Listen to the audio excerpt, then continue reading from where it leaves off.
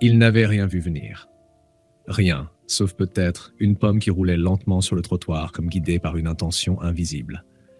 Ce soir-là, tout semblait parfaitement banal. Une soirée d'automne douce et un peu grise avec les feuilles mortes qui crissaient sous les pas. Alexei marchait d'un pas calme, tenant la petite main de sa fille Lisa, 6 ans, accrochée à lui, comme une extension de son cœur.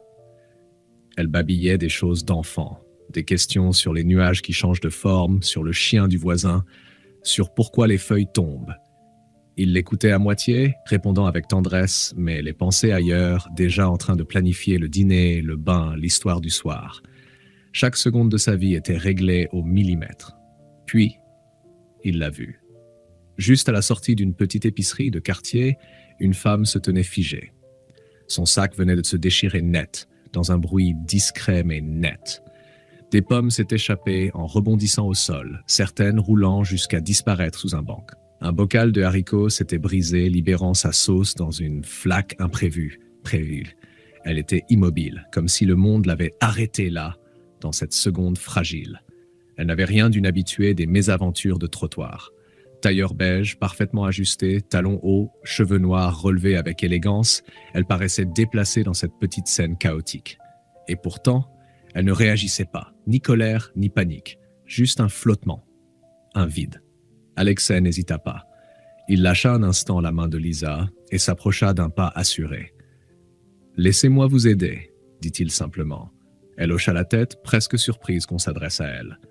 Pendant qu'il rassemblait les pommes et évitait les morceaux de verre, elle tenta maladroitement de recoller les anses du sac en tissu. Lisa, curieuse, observait la scène sans dire un mot, mais son regard allant de son père à la femme comme si elle percevait quelque chose que les adultes n'avaient pas encore compris. Il proposa de porter les sacs restants jusqu'à sa voiture. Elle accepta, encore un peu déstabilisée. « Merci. »« Vraiment, » souffla-t-elle.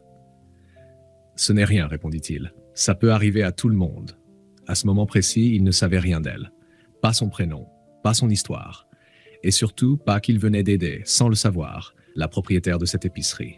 Ni qu'elle en possédait des dizaines d'autres à travers la ville. Elle n'était pas une simple cliente, ni même une simple femme bien habillée en détresse. Elle était à la tête d'un empire discret. Une femme d'affaires redoutée, respectée, habituée à tout contrôler. Mais ce soir-là, un sac déchiré l'avait rendue simplement humaine. Ce soir-là, Alexei ne l'a pas reconnue, et c'est précisément cela qui la toucha. Quelques minutes plus tard, elle remonta dans sa voiture. Une berline élégante mais discrète. Il reprit la main de Lisa, reprit sa routine. Mais quelque chose, imperceptible, avait changé. Un éclat dans les yeux de sa fille, un infime sourire sur ses lèvres à elle, un sentiment qu'il n'arrivait pas encore à nommer.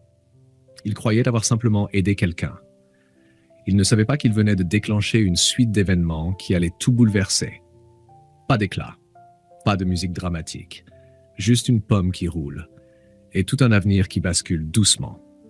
Avant de continuer, un petit geste qui fait la différence. Likez, abonnez-vous, c'est grâce à vous que ces histoires prennent vie. Il ne l'avait pas revue tout de suite.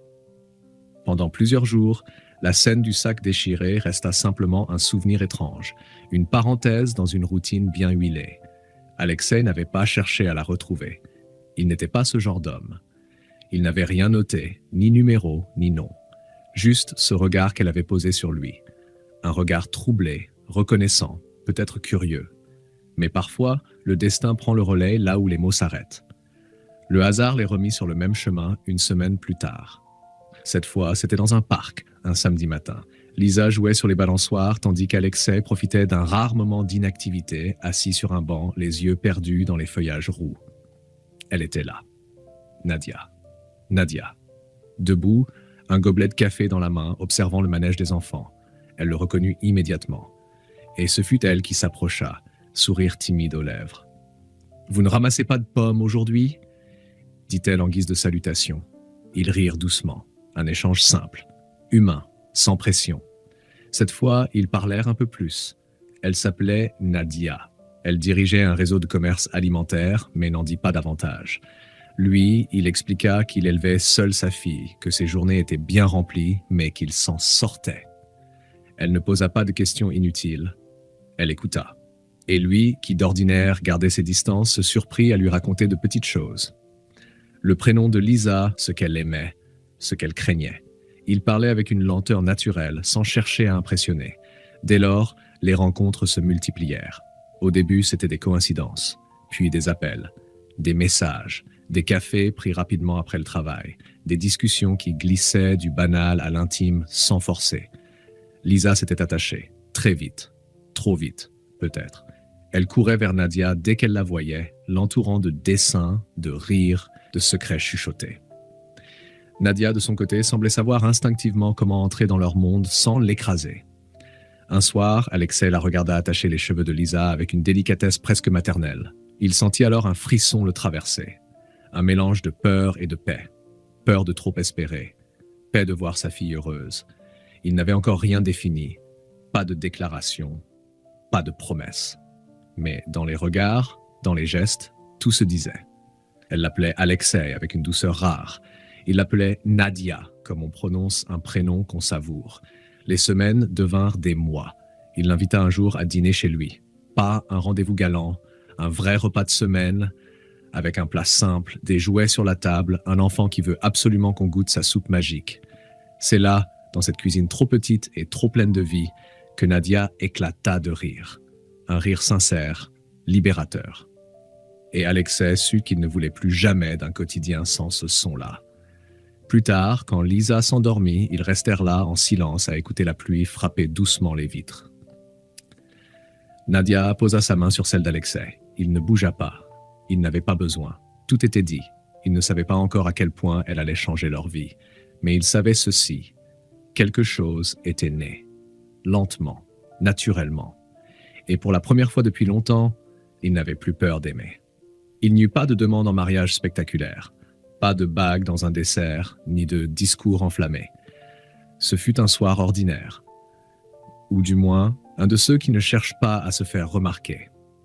Lisa dormait, recroquevillée contre sa peluche. Alexei et Nadia étaient assis sur le canapé, jambes croisées, une tasse de thé tiède entre les mains. Ils parlaient peu, comme souvent. Mais ce silence n'était jamais vide. Il était plein de tout ce qu'ils savaient déjà l'un de l'autre. Alexei la regarda un instant.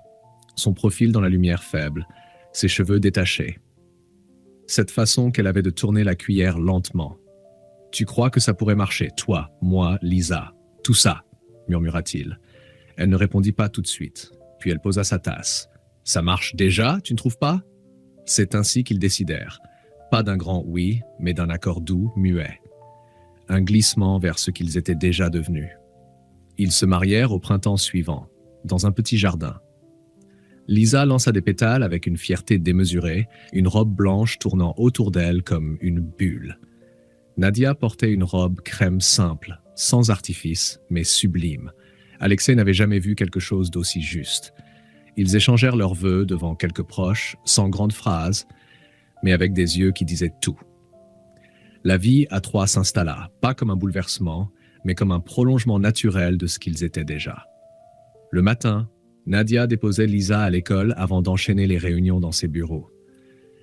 Elle n'avait pas ralenti dans ses affaires. Au contraire, elle semblait plus rayonnante, plus ancrée. Et parfois, elle envoyait à Alexei des messages entre deux rendez-vous.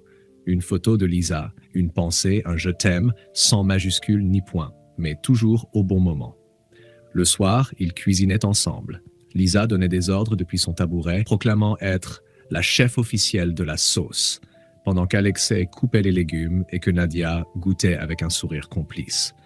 Il y avait des disputes pour les jouets, des chaussettes qui traînaient, des assiettes brisées, mais il y avait surtout une lumière nouvelle dans cette maison. Un dimanche matin, tout changea de nouveau. Nadia, encore en pyjama, attendit qu'Alexei revienne du marché avec Lisa. Quand il entra dans la cuisine, elle avait les yeux brillants et les mains qui tremblaient légèrement. Elle lui tendit un petit objet, un test de grossesse, positif. Il la regarda sans parler. Son cœur tambourinait, mais son visage resta calme. Il posa les sacs puis la serra doucement contre lui. « T'es sûr ?» Elle hocha la tête. « Oui. »« Très. Alors, on va être 4 ? On va être 4. » Ce jour-là, Lisa découvrit qu'elle allait devenir grande sœur. Elle hurla de joie.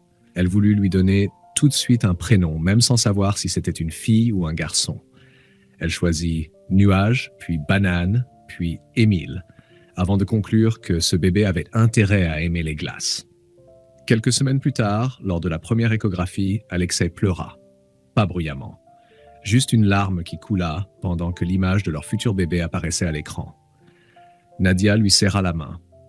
Et il se dit, dans ce silence médical presque irréel, que la vie avait pris son temps, mais qu'elle avait tenu promesse. Il se revit, main dans celle de Lisa, sur ce trottoir d'automne. Cette pomme qui roulait, cet inconnu debout, perdu, et lui, agenouillé, ramassant un fruit sans imaginer qu'il était en train de trouver sa famille. Il ne croyait pas au miracle, mais il croyait désormais aux hasards qui ont du sens, et il savait que tout ce bonheur avait commencé. Avec un sac qui s'était ouvert. Si cette histoire vous a touché même un tout petit peu, alors laissez un like. Ça ne prend qu'une seconde, mais ça nous dit que ces récits comptent pour vous. Abonnez-vous pour ne pas manquer les prochaines histoires. Certaines naissent d'un simple regard, d'autres d'un sac déchiré, mais toutes cherchent à vous émouvoir, à vous faire sourire, réfléchir ou rêver un instant. Et dans les commentaires, dites-moi, avez-vous déjà vécu un moment simple qui a tout changé? Qui a tout changé? Votre voix compte ici. Vos partages, vos émotions, vos souvenirs, c'est ce qui donne vie à cette aventure. Merci d'être là. Merci d'avoir lu. Merci d'avoir ressenti. À bientôt pour une nouvelle histoire.